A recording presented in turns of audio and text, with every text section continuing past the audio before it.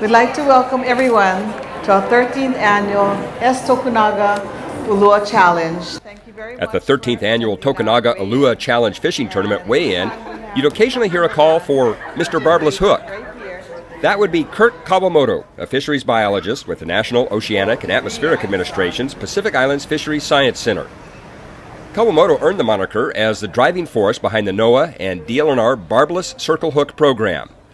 Each time a fish caught with a barbless circle hook was weighed, Kawamoto steps forward to confirm, to slap a special sticker on it, and hopefully to see a new record.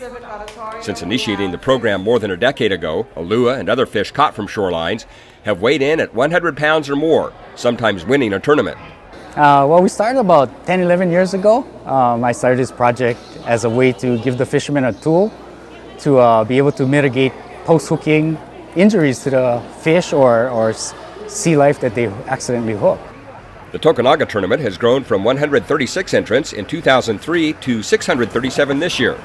It's estimated more than 50% of the contestants catch their fish using barbless circle hooks. Making a barbless hook is really simple. You use a pair of pliers to smash down the barb. Once you smash down the barb on these hooks, it becomes self-shedding.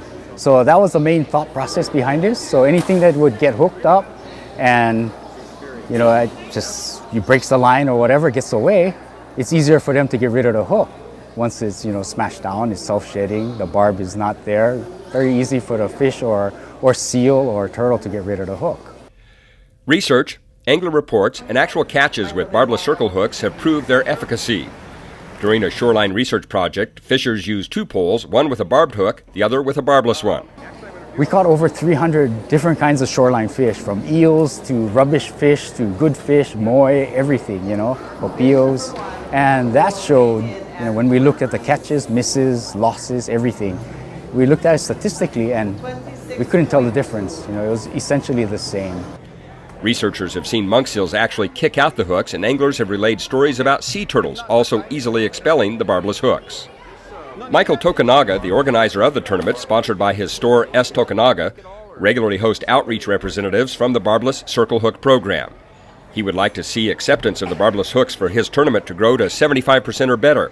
And it was, in my opinion, a win-win situation because it's for conservation, releasing unwanted catches, and it's just a way of fishing smart. Nowadays, everybody should utilize the valuable resources that's available. After observing the Ulua Challenge last year and entering this year, Carlo Russo of Pahoa fishes from the shoreline using barbless circle hooks exclusively. He feels there's absolutely no downside to using them.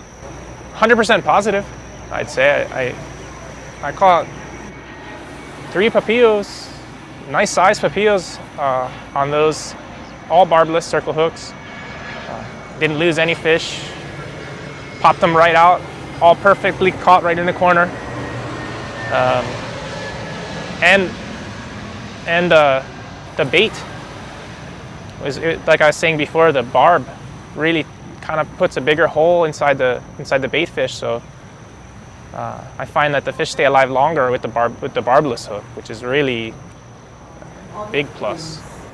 The outreach team from the Barbless Circle Hook program regularly attends fishing tourneys around the state to provide information, encouragement, and free barbless circle hooks. In my experience, when I started this project, I only used barbless hooks from the shoreline because I had to know for myself if it worked. And I couldn't go out and stand up in front of a big audience or anybody at all, telling them what to do if I didn't do it myself. I would rather lead by example and fall into all the pitfalls and everything. And so far, I haven't noticed any difference in my personal fishing. I only use barbless hooks when I go out.